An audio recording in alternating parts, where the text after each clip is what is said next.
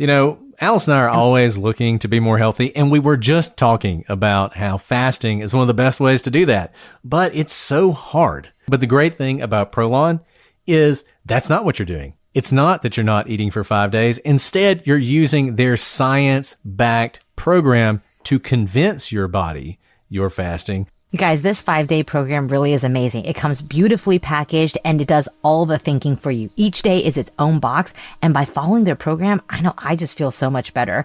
And I can't wait to experience Prolon Next Gen and continue to see results. For a limited time, you can be first in line to experience the new Next Gen at special savings. Prolon is offering the Prosecutors listeners 15% off site-wide plus a $40 bonus gift when you subscribe to their 5-day program. Just visit prolonlife.com/prosecutors. That's PROLONLIFE.com/prosecutors to claim your 15% discount and your bonus gift. prolonlife.com/prosecutors.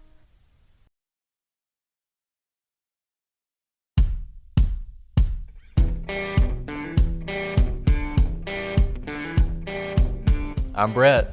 And I'm Alice. And we are the Prosecutors.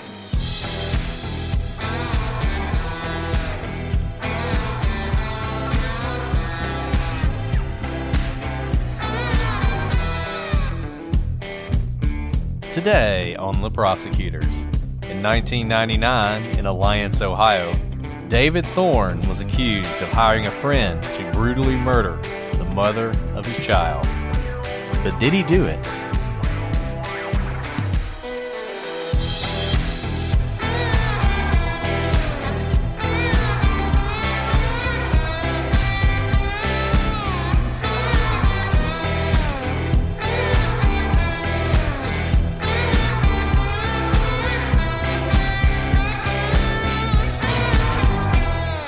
Hello, everybody, and welcome to this episode of The Prosecutors. I'm Brett, and I'm joined, as always, with my fantastische co-host, Alice. I'm not allergic to that word. I was just Gesundheit. I was holding that sneeze in, and I couldn't hold it in anymore. So I'm not going to lie, I didn't hear the word, but I'm pretty sure I wouldn't have known what it meant anyway, but thank you.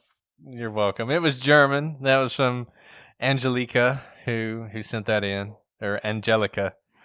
I'm going to go with Angelica. I like that better. I like Angelica better, so the Gesundheit was very fitting. Yes, there you go. I'm sorry, Angelica. I loved that word. I just really had to sneeze. These things happen, And there are no do-overs in podcasting. We're living with your such thing as editing. So the people who are bothered by your spit and stuff are going to be totally angry about the sneeze. That's right. Well, the reason I sneezed is I quite literally am still in a closet recording because it has the best sound quality. But to make the sound quality better, I've been unrolling a flannel blanket on the floor that I sit on. And it's never been washed, let's be honest. So it's just been collecting dust. And every time I put it out to record a podcast, I sneeze. There you go. Those are the sacrifices Alice makes for the podcast. And we appreciate it very much. Very much. We hope you know that, Alice, that we're all very appreciative of the sacrifices you're willing to put up with to make this podcast a success. And we got an interesting one this time, Alice, and probably for the next couple of weeks. Those of you who listen to our very good friend Maggie Freeling's show, Murder in Alliance, will already be familiar with the story that we are going to tell you. This is the murder of Yvonne Layne, and the father of one of her children, David Thorne, was accused of hiring one of his friends to kill Yvonne, and Maggie has taken this up. As most of you know, Maggie has a show called Unjust and Unsolved, the whole premise of which is that if someone is put in jail for a crime they didn't commit, then not only is that unjust, but that crime is still unsolved and the murder is still out there. And she was so taken with this case that she decided to do an entire in-depth investigation, an investigation that is ongoing into whether or not David Thorne was falsely convicted. And those of you who haven't listened to it, do it. I have been binging it because I'll go back and start listening to it again because she uncovers new information, each week, and I'll go back and she doesn't know where the investigation is leading her as she's recording it. So it's so cool to go on the journey, but I'll go back so that I can see how the evidence builds on each other. Yeah, that's right. And currently the show is actually in a hiatus for a couple weeks. So those of you who are having withdrawals from this story, this is an opportunity to dive in deeper. And a lot of you had reached out to us and wanted us to cover this as well and sort of do our take on it. So we talked to Maggie about it, and Maggie not only encouraged us to do it, but she gave us all her resources. So we have all the stuff we normally use, transcripts from the trial, pictures of the crime scene, everything really that you could hope to know about this case. And so what we're hoping to do is walk through that evidence with you so that you have a better understanding of the case. Now, we are not doing what Maggie is doing. Maggie is in the middle of an investigation. She's re-interviewing people. She's looking at evidence and how it was presented and whether or not it was legitimate. We will try and tell you when her investigation has maybe made us question what was presented at trial, but that is really what Maggie's doing. So if you hear this and you have more questions, really, whether you do or not, listen to her show. It's really good. And anybody who likes true crime is going to enjoy what Maggie is doing over in Murder in Alliance. So I think that is enough introduction. And for those of you who don't know this story, who haven't been listening to Murder in Alliance, we'll give you some background. On April 1st, 1999, Tanya Layne, Yvonne Layne's mother, went to her daughter's house to pick up one of her grandchildren for school.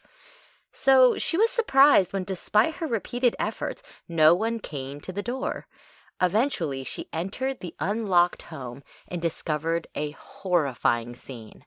Tanya found her daughter's body lying in a pool of blood. The only blessing was that Yvonne's 5 young children had been left unharmed. The scene was a disturbing one.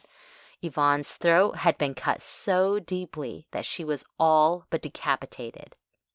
Her larynx and vocal cords were slashed, as were the major arteries in her throat. A classic arterial spray pattern was on the glass doors leading to a deck. Incongruous in the crime scene photos are the 2 German Shepherd puppies looking in through the blood-stained doors. Her oldest children were upstairs, locked in their rooms from the outside. Her youngest son was in his crib, dressed, which was unusual given that he slept in a diaper. The break came in the case a few months after the murder, when Rose Moore and her boyfriend, Chris Campbell, showed up at the police station and told the cops that they'd run into Joe Wilkes the night of the murder.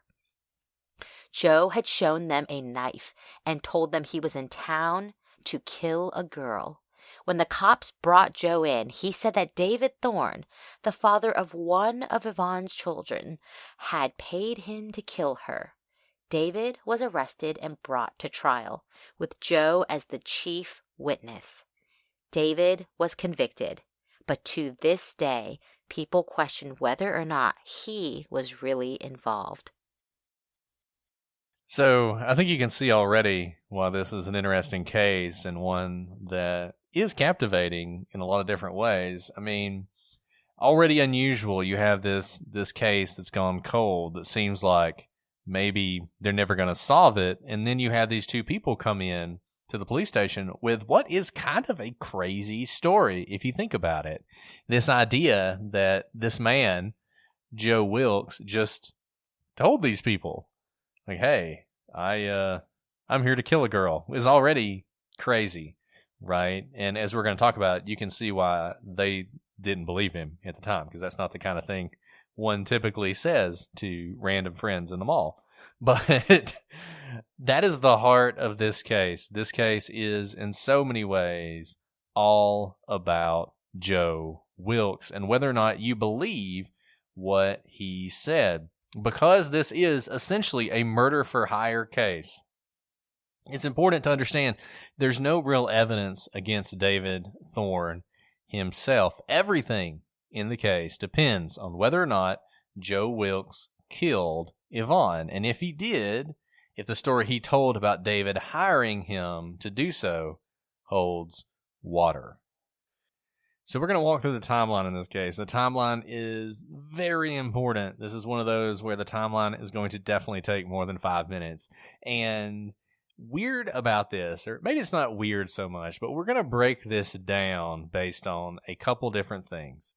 There's what David has said and what David has maintained to be the course of events over the days leading up to this murder ever since he was convicted 20 years ago.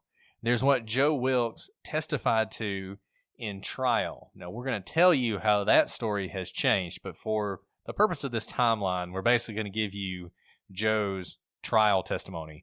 And then there's testimony from other people in the trial about the things that happened around this time. Remember, for David to be guilty, Joe had to do it, and David had to pay him. So the fact, whether or not you think the story that Joe tells is plausible, is critically important, because if you don't believe it's plausible, then the entire thing falls apart. So what you should be thinking about when we go through this timeline and we talk about the evidence is what Joe is saying, does it make sense? And is it corroborated by the statements and what other witnesses saw? So we'll dive into that with that in mind. So we'll start in early 1999. Remember, the murder is discovered on April 1st, 1999. Sometime late January, February, unclear exactly when this happened, but David is ordered to pay $358 in child support for the child he shared with Yvonne, a little boy named Brandon. By March, he owed around $700 in back child support. We start with this because eventually the story the police is going to tell is that David did not want to pay this child support. He wanted custody of his child, and that was the motive for this crime, and we will come back to that later.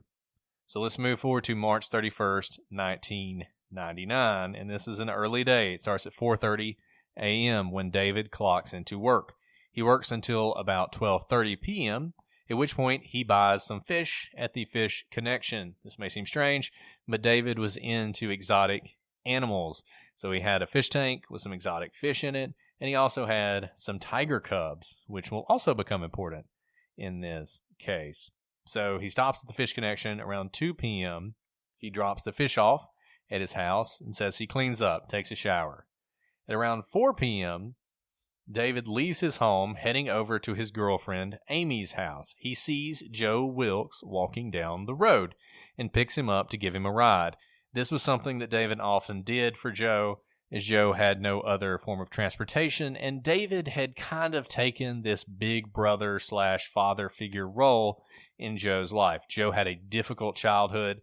He never really had a family. He was bouncing around from person to person, and David was one of the few rocks that Joe had to depend on. So whenever David could help him, he would. And this is pretty much universal. Joe says it, David says it, everybody who knew David says it. There's no question that David and Joe did have a close relationship.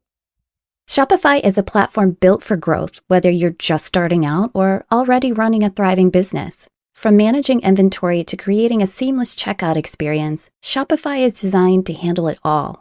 And it doesn't stop there. Shopify helps you sell everywhere your customers are, online or in person. It's the ultimate tool for turning big dreams into big wins. Sign up for your $1 per month trial period at shopify.com/OPP. Now, according to Joe Wilkes, David picks up Joe and drives him to the Carnation Mall. This had been something they had talked about before. David had told Joe that he wanted Yvonne taken care of, that he didn't want to pay child support anymore, that he wanted custody of his son, and he wanted Joe to take care of it. So the plan was to take Joe to the Carnation Mall, where Joe would buy a knife, he would buy a glove, and he would get himself a room in the hotel that was attached to the mall. According to Joe and his trial testimony, David gave him a $100 bill and tells him to get a room, buy some gloves, and a knife. Joe goes to the Kmart and bought the gloves. He did not buy the knife at the time. He said that David had prior plans and didn't want him to waste any time, and had sort of urged him to be quick about it. So his reasoning for not buying the knife at the time was he would buy it later, so he just picked up the gloves. I think we'll stop here for a second. This is the first weird thing about Joe's statement. You know, I get it. David's in a hurry, but he's not so much in a hurry that he doesn't want Joe to get the knife that he's going to use to kill his girlfriend. That would seem to be the most important thing going on in David's life right then. So it's strange to me that Joe tells a story about only buying the gloves at the time, and he's going to come back and buy the knife later.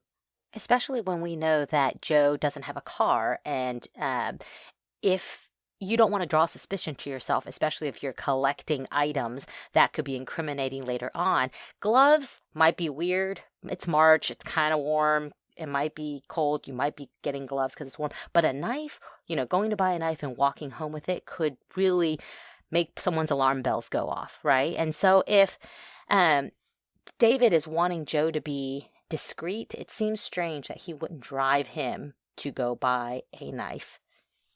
Yeah, because like you said, he knows that he's not Joe's only form of transportation, but he's certainly one of them. And once again, this is the night where Joe's supposed to kill David's girlfriend. So you would think, if Joe got back in the car with me, I would say, let me see the knife. I want to see the knife that you just bought that you're going to use. I want to make sure you got a knife that's going to do the job. That would be the thing I would ask when he got back in the car. And if he got in the car with some gloves, I think they were actually just batting gloves too. They weren't even like regular gloves. I would be like, dude, go back in there and get the knife. What are you doing? But he doesn't do that, apparently, according to Joe. He gets back in the car and they drive back to David's house to pick up his tiger cub. So after this, it's around 4:30 p.m. when David drops off Joe at the home of the Enochs, which was a family that Joe was staying with.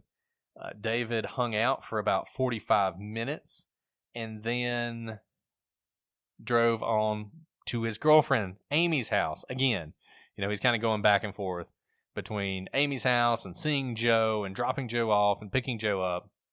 And that's where he stayed until he left for his martial arts class that night.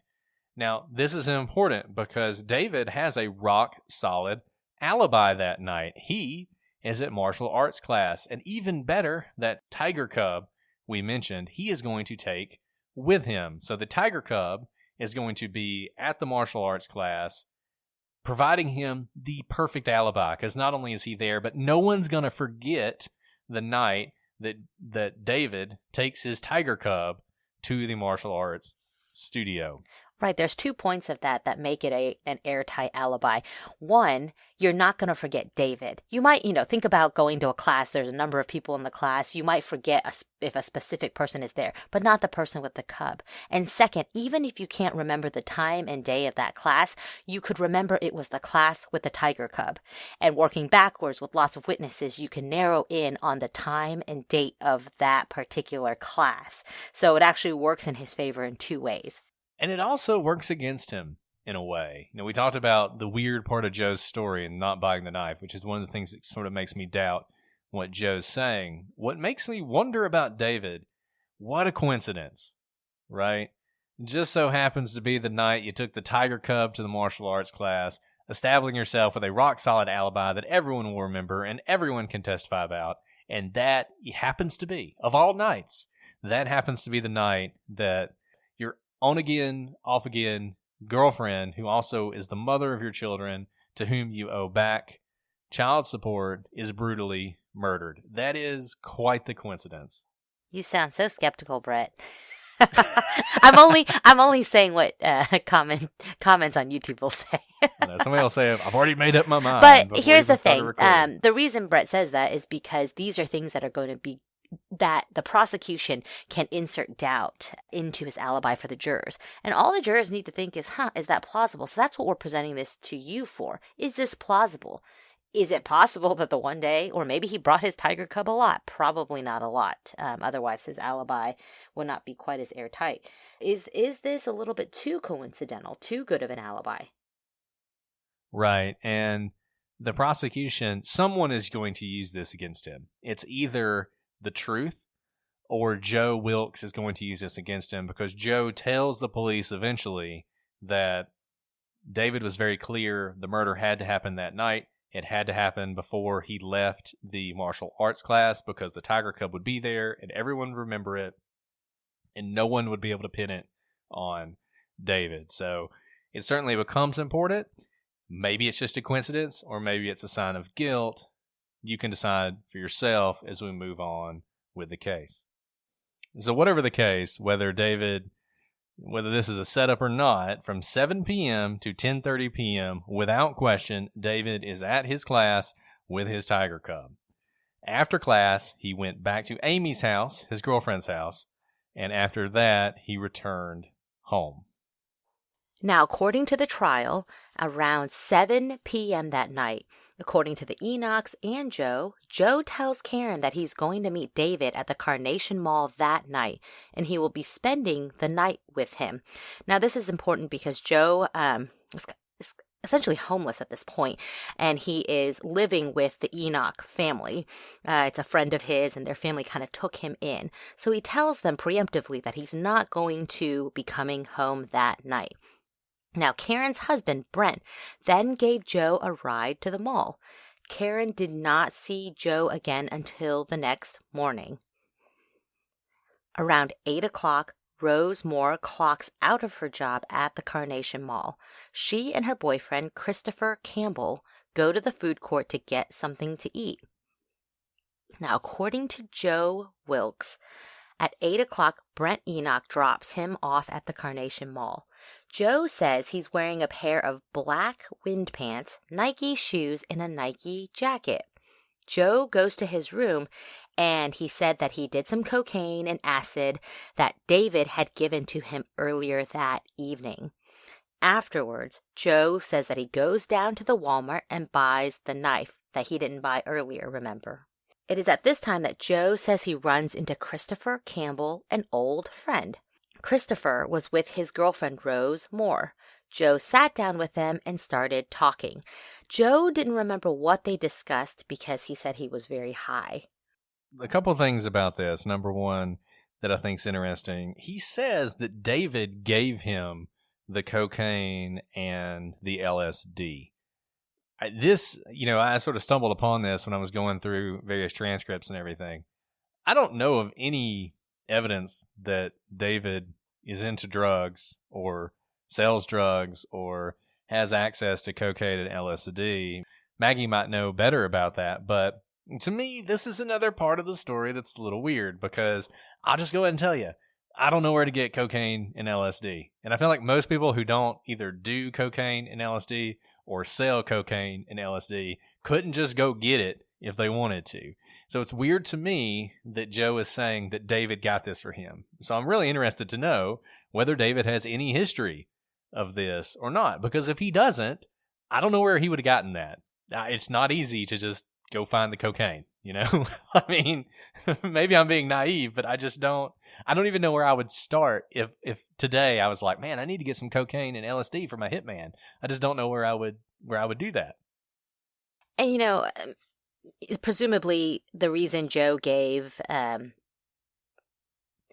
David gave Joe the drugs was to take the edge off, to make killing easier. But typically when you're giving drugs to someone for free, you usually do it together as well, and like you said, I don't think there's been any indication. I haven't seen any evidence that David was into these drugs, and you can't just get it, I mean, we prosecute these sorts of things. They're not just readily available if you do not deal in those circles. Yeah, and the other thing, I totally get giving him some drugs to take the edge off. I would not give him LSD, though. I don't think you give LSD to your hitman. Maybe some cocaine.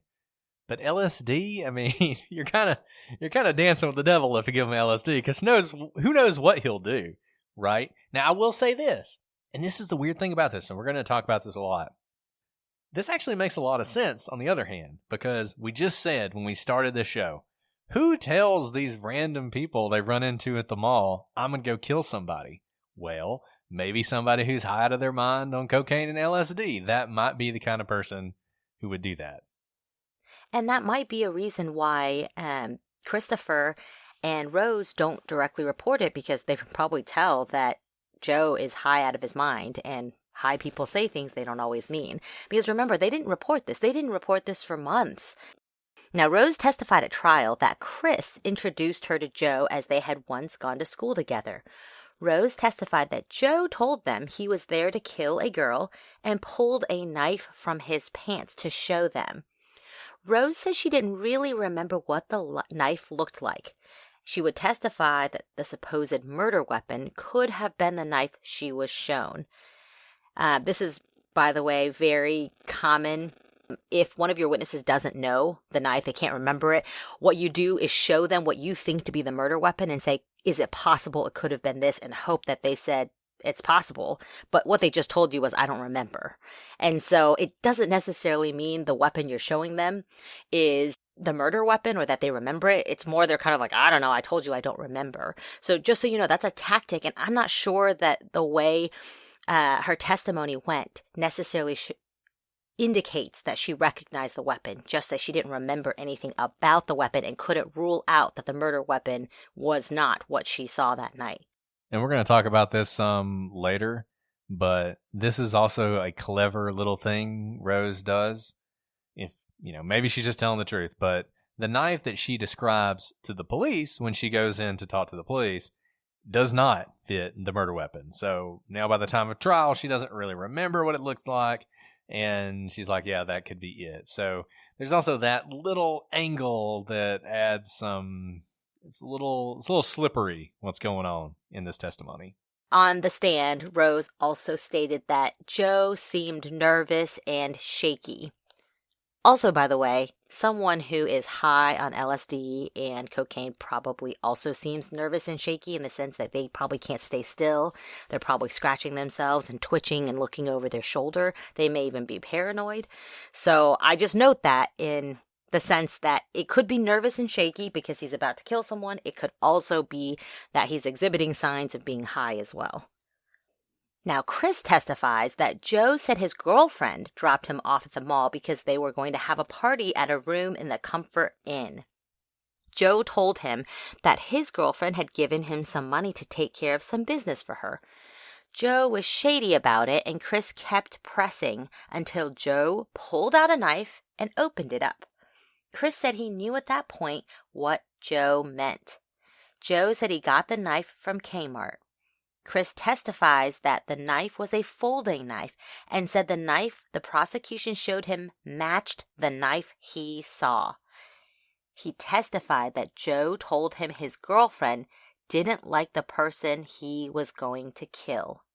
Now, notice that Rose and Chris are supposed to be standing next to each other, engaging in one conversation with Joe, but that their memory of the conversation is very different. And this happens. People's memories fade. We've talked about this a lot. It doesn't necessarily mean one of them is lying, but it is interesting that you would think this is a very memorable conversation. Someone you think might just be spouting off random words like, oh, I'm going to go kill someone. Yeah, sure. But then when the person pulls out a knife, you would think that's a pretty memorable conversation. Yet they have different memories as to who sent Joe to kill whom. Yeah, and this is where lawyers really make their money. There's a lot of things lawyers do that anybody could do, right? I mean, a lot of times you have witnesses who'll tell you exactly what happened, and you just kind of stand up there and say, so what happened next?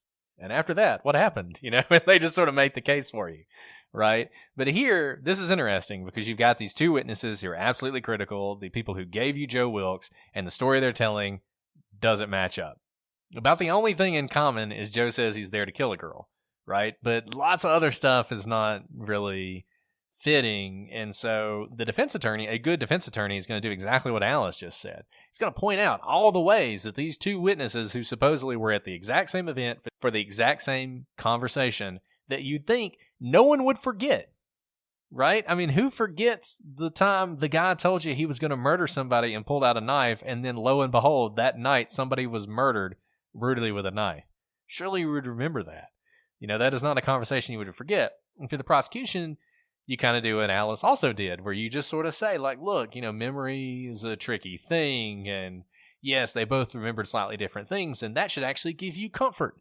Because if they remembered the exact same thing, it would make you think that they got their story straight. They talked about this. They came up with the story they were going to tell, and then they told the exact same story. Well, that didn't happen.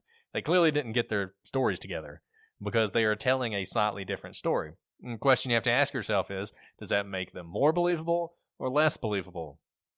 This is a very strange story that Chris tells in a critical way. This whole girlfriend thing. Like, where does that come from? Right? That all of a sudden Joe is saying that his girlfriend dropped him off and his girlfriend wants him to kill this person because she doesn't like them. That's a weird thing to say. And it's a weird thing to say if you're Joe and you're high, because even if you're thinking, well, Joe's probably, on the one hand, he's telling them exactly what he's going to do. But on the other hand, he's creating this fabrication to protect David. Why would he do that? Why not just not tell them he's going to kill somebody? It's weird that the thing he would fabricate is the thing about the girlfriend. All great points, Brett.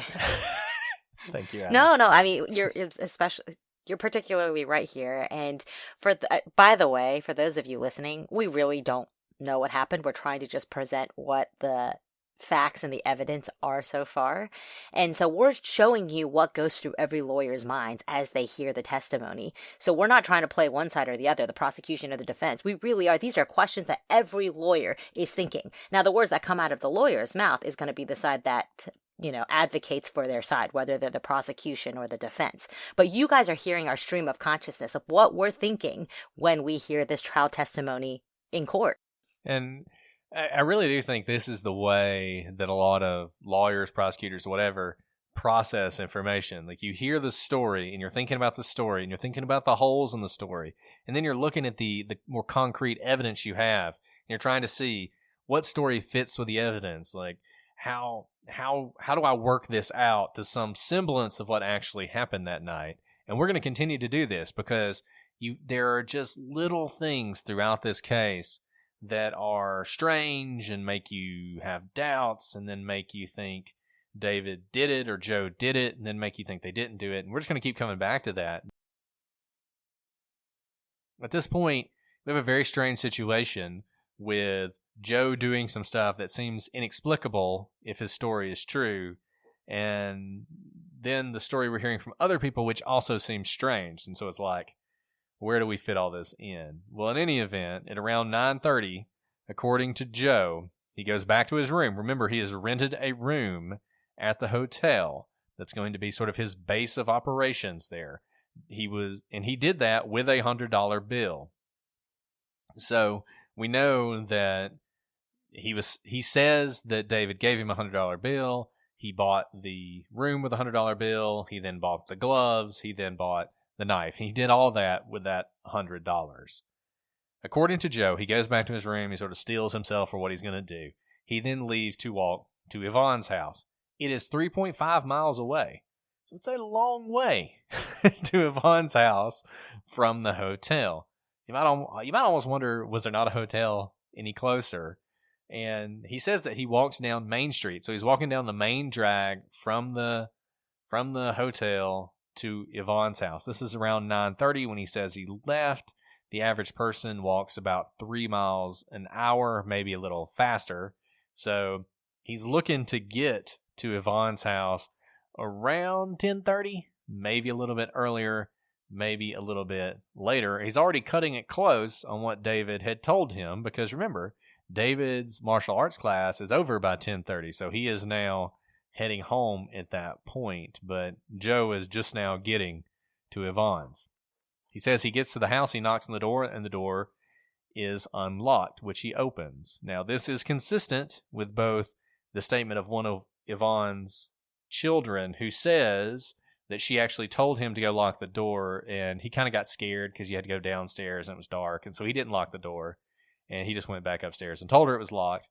And it's also consistent with what other people have said about the fact that Yvonne didn't really lock the door very often either. So not surprising that the door is unlocked. By the way, can we just say that I hope that kid isn't scarred for life that they didn't lock the door. This is like the scare. I think all of us are, our worst nightmares. We forget to lock one door at night, and this is the night that, Joe gets to walk in, if it is Joe, into Yvonne's house, kind of unobstructed. I thought the same thing, and I heard him later on say that it wouldn't have mattered because whoever killed her knew her, and I think that's true, and so she would have let them in either way. So I think you're right. I worried about that too, but I think he recognizes that it really didn't matter. Even if he'd have locked the door, they still would have gotten in. So, but I think that's right, but I'm glad to hear he's not scarred because I'm a little bit scarred. I know. So Joe starts walking up the stairs. The house is kind of a 3-level deal with sort of the entranceway. I think there's a crib downstairs with one of the children in it. Then there's some stairs that go up to the second floor where there's like the kitchen and there's a living room and a dining room and there's like a deck off to the side. And then you go up some more stairs and that's where the kids' rooms are. That's what I picture, what I've understood the layout to be. So he's walking up the stairs towards the second floor. And as he's doing that, Yvonne is coming down the stairs. You probably heard him come in. He might have said something. Either way, she's coming down the stairs and she sees Joe. And Joe tells Yvonne that David wanted him to swing by and see how she was doing. Yvonne sort of welcomes him into the house. They sit down on the couch and they start talking. At some point, Joe removes the knife from his pocket and is sort of holding it down by his side. Yvonne turns her head, and when she does, according to Joe, this is when he acts. He grabs her hair, pulls her hair, and then cuts her throat. He says in his statement to the police and subsequently in the trial that at this point she sort of lurches towards the glass doors that Alice mentioned earlier, the ones with the German Shepherd puppies on the other side. She then turns and asks Joe why. He tells her because David wanted him to.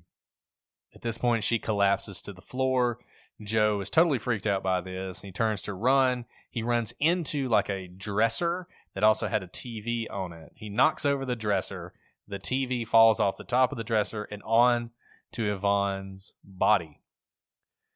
David had told Joe that there was money on the third floor and that he should go up and take it to make all this look like a robbery. But Joe was so freaked out by this, and you can imagine if you just murdered someone in this brutal, violent fashion that you might be, that he just ran out of the house and down Main Street towards the mall. So he's basically running down Main Street, heading back towards the mall, 3.5 miles away.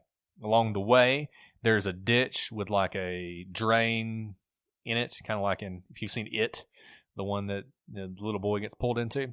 So he throws the knife into that drain. He then keeps going. There's a McDonald's. At the McDonald's, he dumps the gloves that he had, the baseball gloves, and he goes back to the hotel and essentially sits in the bed, freaked out for the rest of the night, thinking about what he has done. According to David, at around 1 a.m. that night, he finally gets back to his house and he goes to bed. The next day is April 1st, 1999. David clocks in at work at 6:10 a.m., so it was a short night for David since he went to bed at 1.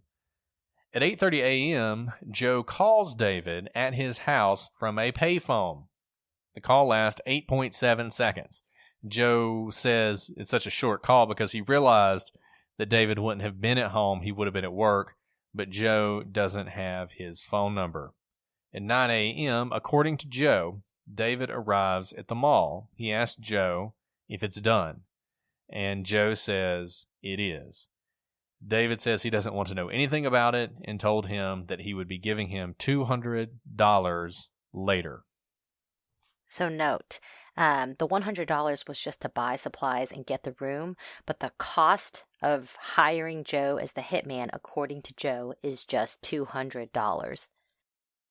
And, people balk at that, right? Like I've heard people say, oh, so, $200 to kill somebody, that seems like way too low.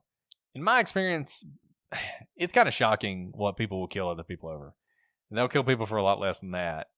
You got to remember, this is not a professional hitman. If this happened, this is David asking a friend to take care of this problem for him, and then he's paying him some money, and maybe this is just an initial payment on what he's going to give him later. So to me, the $200, even though it's shocking, it's not necessarily surprising when it comes to what a life is worth in this world. And remember, Joe is homeless. He's living with, friends, family.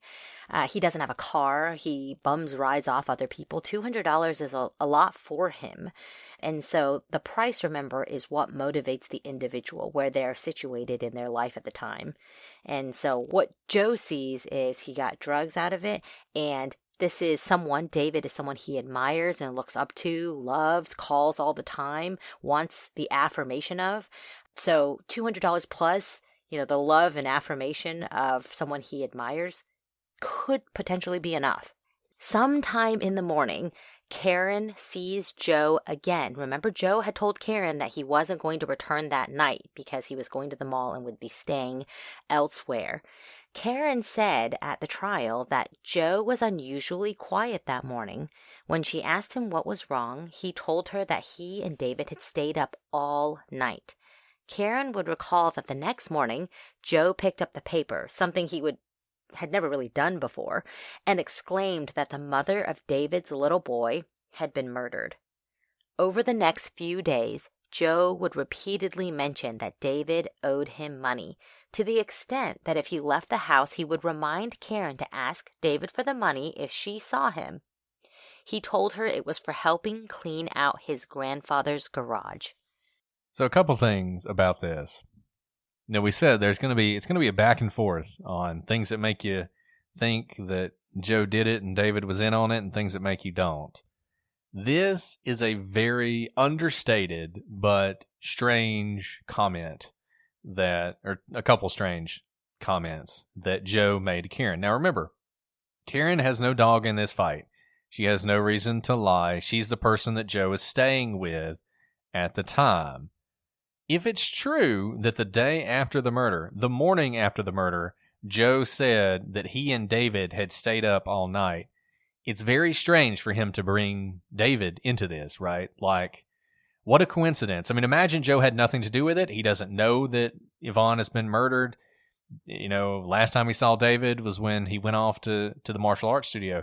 What a coincidence that he happens to say that he and David were up all night the night before. Strange thing to say. Then there's the money thing. What a coincidence that David just happens to owe him money for what he says is cleaning up the grandfather's garage, but what later will be said to be payment for the murder. Quite a coincidence. Now, maybe these are coincidences that some corrupt police officers or maybe desperate police officers are going to use to try and tie this murder to Joe, but you almost have to think it's something like that because I don't think Karen's lying. I think these things definitely happened. I think Joe definitely said these things, and they are strange things for him to say if he has nothing to do with Yvonne's death. Here's a good place to mention the rule that is invoked at the beginning of each trial. The rule is that, what is the rule? The rule. I don't even know the citation because everyone just calls it. And no one knows the citation. The rule. Yeah, and what you mean by the rule, when you invoke it, is that you want everyone who will testify in the trial for the prosecution or the defense to be excluded from the trial room, the courtroom. Remember, courtrooms are supposed to be open to the public unless it's a sealed hearing or trial, which is very rare because we decided as a country that we wanted the judicial system to be open to the public eye. So any one of you can walk into just about, maybe not right now because of COVID, but generally you're able to walk into any courtroom and watch any proceeding you want. That's your right as a citizen in this country. But when you say you invoke the rule, you want witnesses to be outside of the room so that they can't hear what other witnesses are testifying about and they can't see where their story fits with others. So those of you who may think Karen's trying to help, the prosecution, She has no idea what the prosecution's theory is because the only time she's in the courtroom is when she comes in to take the oath to tell the truth, the whole truth, and nothing but the truth, and to testify on the stand. So these questions are being asked to her, and we are beginning to see, what the prosecution's theory is take form as we read through all of the evidence presented. But Karen doesn't see any of that. And that's what we mean when we say Karen doesn't really have a dog in this fight. She has to answer questions truthfully. And from her perspective, these questions may not mean very much to her. So what if Joe picked up the morning paper? It makes sense that Joe would exclaim about someone he knew, Yvonne, being murdered. I would certainly say something if I saw in the paper that someone I knew, even tangentially, had been murdered. So she may not think any of these things are important, but this is why it's important for each side to decide who their witnesses are and what evidence comes in. And you may be saying to yourself, well, the prosecution, they could have told her what to say beforehand and told her this is what you have to say to make this work. Okay.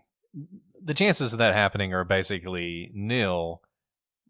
If they had done that, she would have said something by now. I mean, it's been 21 years. She hadn't got anything to lose. If the prosecution had brought her in and said, look, we need you to lie. We need you to say X, Y, and Z so that we can, in this very sort of, subtle way, incriminate Joe, we would know that by now. There may be corruption in this case, and there may be some stuff that was done improperly or even done maliciously, but nobody told Karen what to say. She is saying what she remembers, and I think we can take this to the bank that all this stuff happened. Like Alice said, maybe Karen is looking back through the lens of what she knows, and like the newspaper thing is a good example. Maybe Joe picked up the newspaper all the time, but she never noticed because it didn't matter. It was a minor thing. It totally went over her head until the day he read about someone he knew being murdered. And she did remember that. And then later on, she hears that Joe did it. And she's like, well, he had never picked up a newspaper before except that day, right? And you can see how she would assign importance to something that's not actually that important and make a big deal out of it. But I do think it happened. I don't think there's any question it happened. I think it happened that Joe said these things. One funny story about the rule. I don't know if I've told this one before. We're far enough in the podcast where I'm going to start retelling my stories. But there's a story out of where Alice and I work about how a young lawyer stood up in a judge who'd been a judge for many, many, many years, decades, and said, Your Honor, I invoke the rule. And the judge said, which rule are you invoking? And the guy, he had no idea. It was just, he'd always heard people say, I invoke the rule. So he thought you're supposed to do that. And so he did it, but he didn't actually know what rule he was invoking or what the rule did. I don't know what the number is. It's like 600 and something. But like Alice said, what the rule does is it keeps the other witnesses out of the courtroom while other people are testifying. So, if you ever invoke the rule, make sure you know what it means. You know what this means. We now have to make sure we know what rule it is before we go into the courtroom the next every time. now and then, but I can't. I look it up a lot, and I can't hold it in my brain. It's like as I get older, my brain gets more holes in the sieve that is my mind. I know. Anyways, that's a me problem. So, David stated that at 10:15 a.m. that day, he went to AutoZone and then to McDonald's where he ordered 3 sausage McMuffins, no egg. He got the order wrong, so he had to go back to McDonald's to get the rest of his order. That's why he was gone for so long, because it wasn't until 10:45 a.m. that David went back to the shop. Now at 2 p.m., David gets a call from his grandfather that Yvonne has been murdered. On April 5th, the morning of the funeral, David arrived at Karen's house for the first time since the murders. Joe got in the truck with David, and they sat in the drive for over half an hour. They then went to a store where Joe bought some beer to make up for beer he drank at the house. Joe came back to the house and told Karen he'd been paid by David. The next day, he went shopping and bought a pair of Nike socks, new tennis shoes, rollerblades, and a pair of work boots. Now, this was all trial testimony. This is really interesting because we not only have Joe saying that he got money from David, but there's kind of proof that he got money because he was able to buy all these things that cost money that he wouldn't otherwise be able to afford. Yeah. There's a lot going on in this.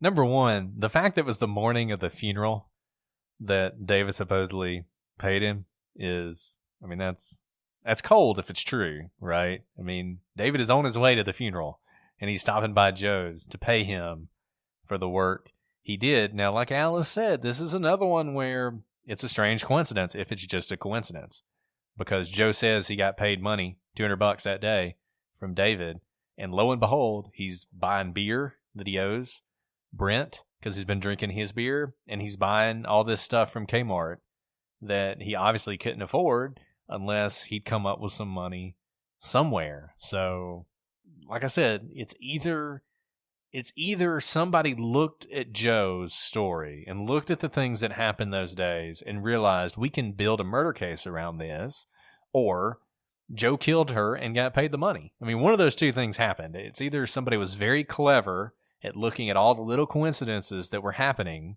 and used it to build this story, or Joe did it. I mean, it's one of the two. And it is, I mean, these are the things that give me pause. I go back and forth on this case. I'm just going to go ahead and tell you, we're going to talk about this for several days, but I do not have a clear view necessarily of what I think happened in this case, because I feel like there's a push and pull of evidence and statements.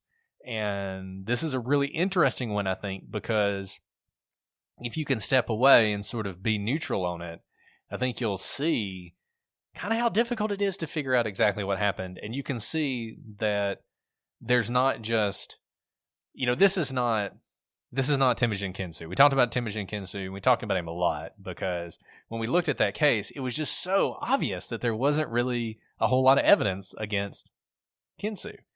I mean, the prosecution got a conviction, but it's unclear how they did it. They pulled it off somehow, but this is not that case. This is not a case where it is obviously a slam dunk either way. And that's why I think it's really interesting. And this is just another aspect of it where Joe suddenly comes into money at exactly the time you would expect him to come into money if he'd committed this crime. Right. Now, Joe testifies at trial that David paid him the $200 on this occasion. We've already kind of talked about that, but that's, I mean, even if it were some prosecutor looking at all the little coincidences in, the financial records and whatnot, you have Joe under oath saying that David gave him $200 on this occasion. Do people lie under oath? Absolutely. But there's something backing up what he is testifying to, and that is the purchase of all these things he didn't previously have any money for. And there's no indication that the day of Yvonne's funeral, he had some big job that paid him on the spot either. Now, on July 14th, the police interview Joe Wilkes. David is arrested soon after that. So that's the timeline, but we have so much more to talk about in this case. Next week, we're going to dive into Joe's statements. We've obviously told you what he said at trial, but Joe has given multiple statements in this case. He gave 2 statements to the police before his trial. We'll talk about those, and we'll talk about some of the differences between those 2 statements. He obviously testified at trial. You've heard most of what he said then. But then, after trial, he gave a deposition where his story was remarkably different, and he backed that story up at a hearing later on. And once again, Joe is the case against David. I mean, David's going to be convicted, and David's not there. If David did it, he hired somebody to do it. And really, the only way we know that is based on what Joe said. Now, look, I keep saying Joe's the only thing, but you've heard other things. And you see why this is a little bit more complicated, because it's the little things that happen around Joe that make you wonder whether or not he's telling at least some semblance of the truth. It's the statement to Rose Moore and Chris Campbell. It's the things he says to the people he's staying with. It's the money suddenly appearing. It's the fact that he was at the mall. It's the fact he bought a knife. It's those little things that bolster what Joe is saying. But if at the end of the day Joe is actually lying, then David is innocent. He didn't do this. So we're going to look at that statement. We're going to talk about that some more. We're going to talk about more of the evidence in this case. We're going to talk about the knife and whether or not the knife could even have made the wound that we see. And once again, if the knife he bought isn't the knife, that's a pretty big hole in his story. We're going to talk about his clothes and where they were found and what they tell us about this crime. And we're going to talk about the crime scene and what it tells us. There's lots of stuff to dive into, and we are going to continue to do that in our next episode. For now, if you haven't listened to Murder and Alliance, it's as good a time as any to start. If you want to reach out to us with any of your thoughts, questions, or comments, prosecutorspod@gmail.com, @prosecutorspod for all your social media. We love talking to you guys. We've enjoyed so much all our interactions. Keep sending us those emails and direct messages. Hopefully, I'm doing a better job of getting back to you. Love getting your suggestions for stories. We're getting tons of them. I'm adding them to the list, and we are trying to cover cases that you guys want to hear. This case was requested by several people. It's one of the reasons we wanted to do it, and thank you to Maggie for letting us have all of the information that has made covering this case so much easier than it might otherwise be. And by the way, the fact that she did that just shows you she's really trying to get to the truth, which is so amazing.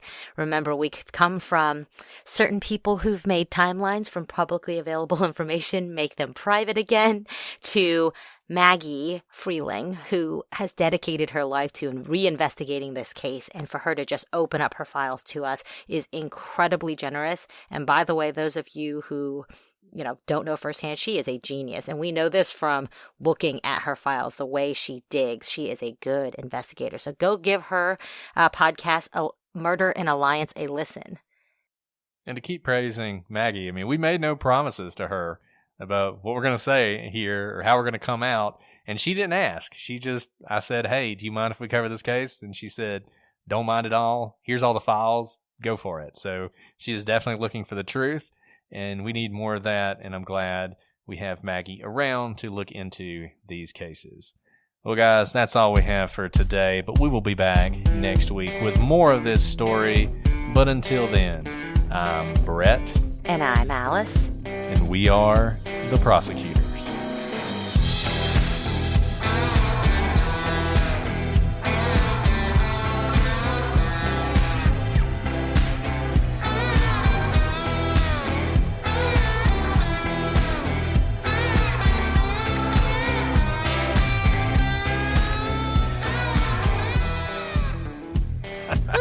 I've held a baby cub before, but I think it's like I think you're not supposed to do that anymore. Preservation right? Or whatever. I did it in Thailand, but not that makes it any that better. didn't count. But it was not in America.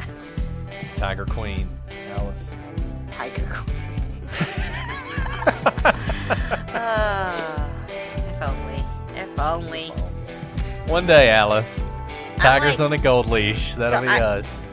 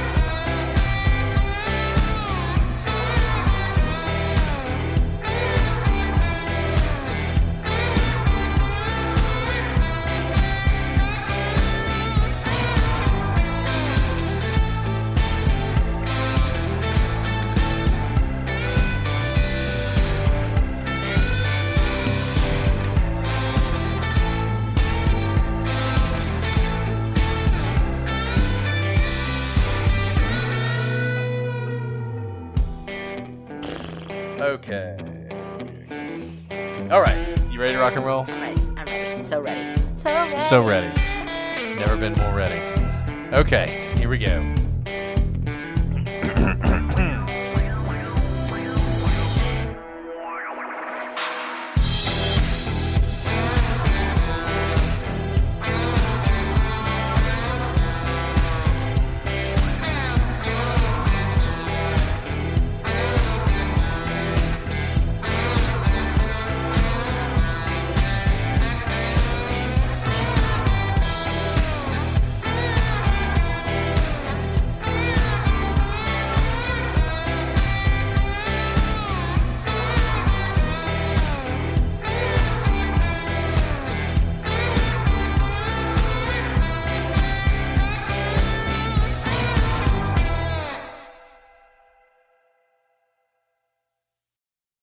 If you're looking to streamline your audio advertising buys and maximize your revenue, look no further than Triton Digital's programmatic audio advertising exchange, A2X.